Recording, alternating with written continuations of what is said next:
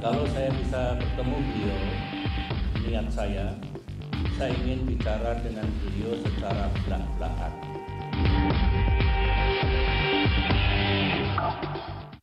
Pemirsa, kembali kita lanjutkan dulu Pak Syarif. Kalau kita cermati mengenai beberapa tindakan yang dilakukan oleh Pak SBY seperti konferensi pers, lalu kemudian dia mencuitkan di Twitternya ya yang mengenai berita hoax, lalu kemudian konferensi pers tersebut, publik kemudian pasti akan menduga keras bahwa ini sebetulnya tidak lepas dari bayang-bayang pilkada yang kebetulan juga diikuti Agus Harimurti Yudhoyono. Nah, kalau menurut Pak Syarif sendiri dan juga Partai Demokrat, apakah memang sebetulnya Partai Demokrat itu tujuannya? Paling tidak kesannya itu Partai Demokrat juga melepaskan bola liar gitu supaya ini juga akan mempengaruhi lawan-lawan dari Agus Harimurti. Terus terang saja kami tidak pernah berpikiran ke sana karena kami mengatakan kami melihat bahwa ya pilkada DKI ya pilkada DKI tidak ada kaitannya dengan masalah yang lain. Okay. Justru kami di dalam setiap melakukan Pak SBY juga khususnya dalam setiap melakukan tweet itu kan sebenarnya merupakan respon daripada kondisi politik yang ada sekarang. Yang kedua ada merupakan respon daripada hoax ataupun fitnah-fitnah yang ditujukan kepada Partai Demokrat dan Pak SBY sendiri. Nah, jadi apa yang dilakukan Pak SBY sebenarnya merespons tentang tanggapan ataupun persepsi ataupun berita yang sifatnya tidak betul yang ditujukan kepada Partai Demokrat dan Pak SBY, sehingga perlu dilakukan satu klarifikasi. Nah, mengapa melalui medsos ataupun press conference?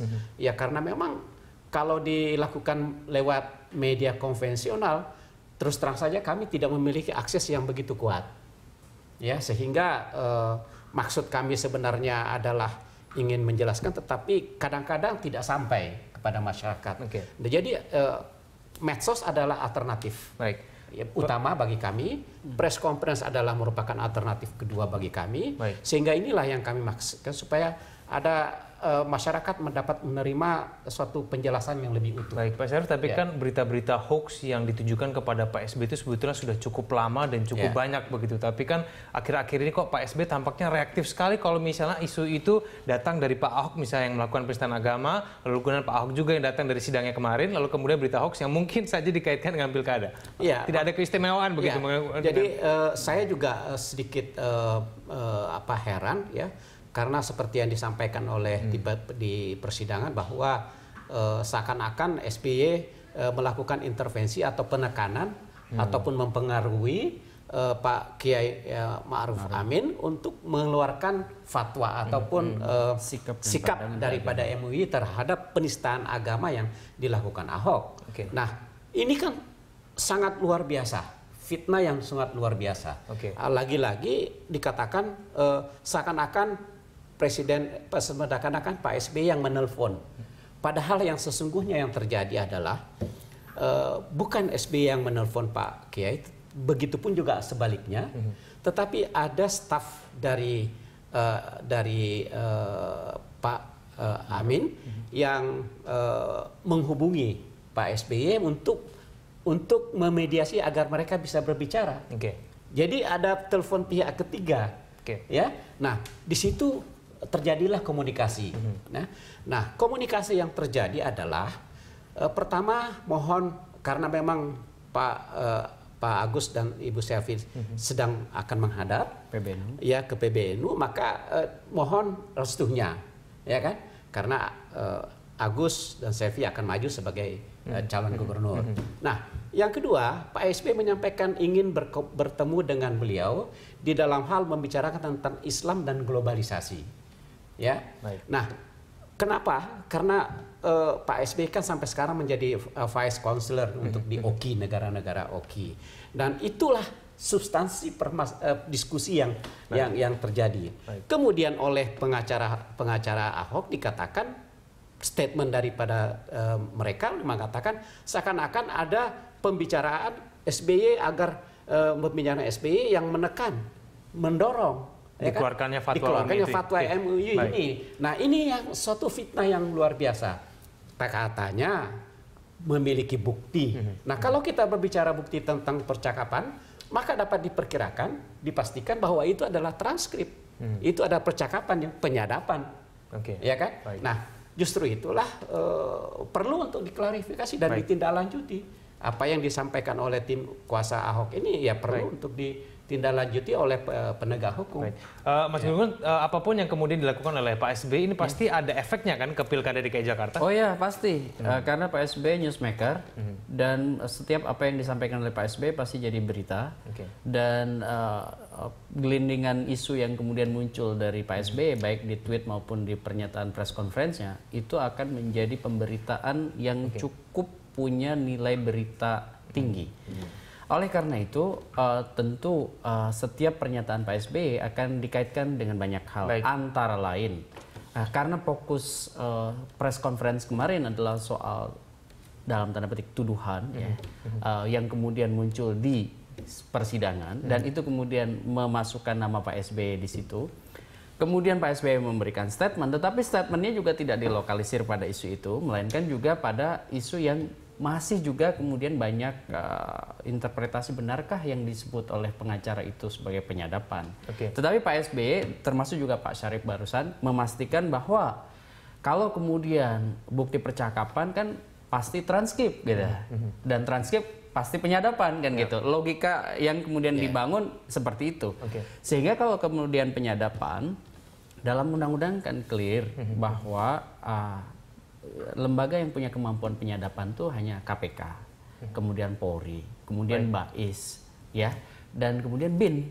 Nah, ini kemudian akan melebar ke situ, menjadi semacam apa namanya gelindingan isu atau snowball isu.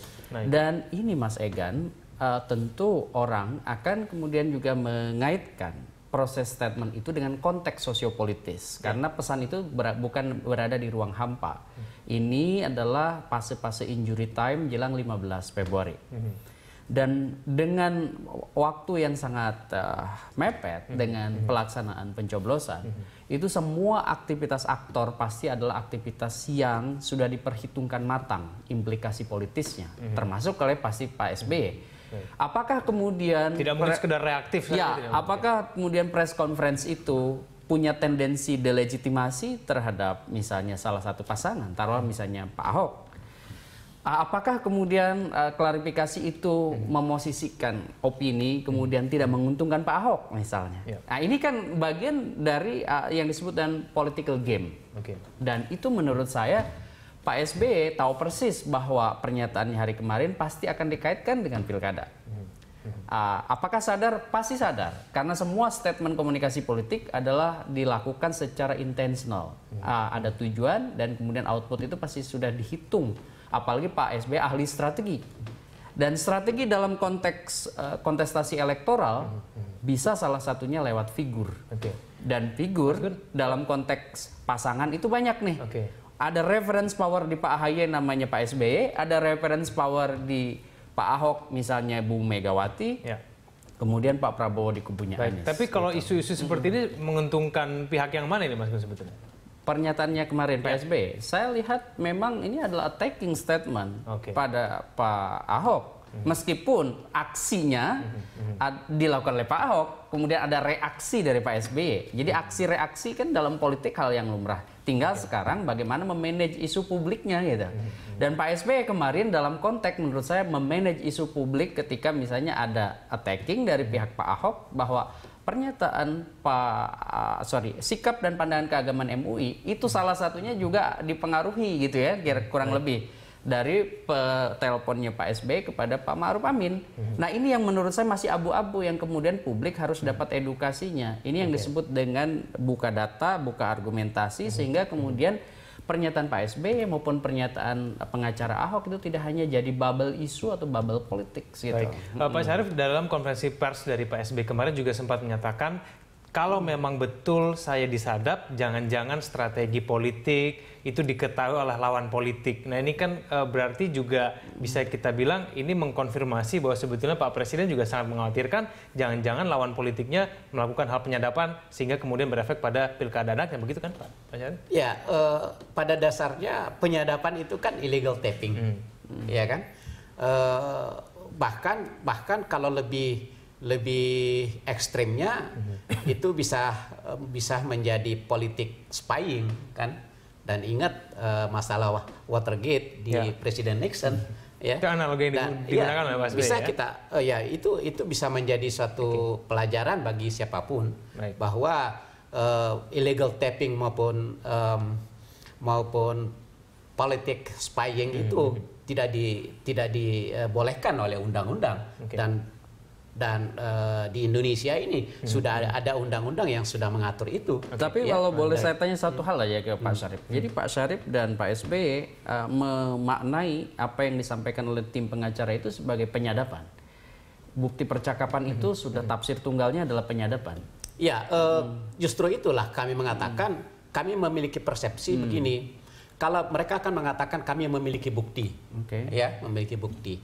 Nah, kalau bukti sudah secara umum, kalau percakapan telepon itu ingin dilihat buktinya, maka itu hanya ada dua persoalan, adalah transkrip ataupun tapping daripada pernyataan daripada percakapan itu.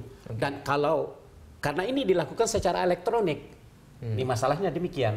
Jadi kami memiliki asumsi bahwa itu penyadapan.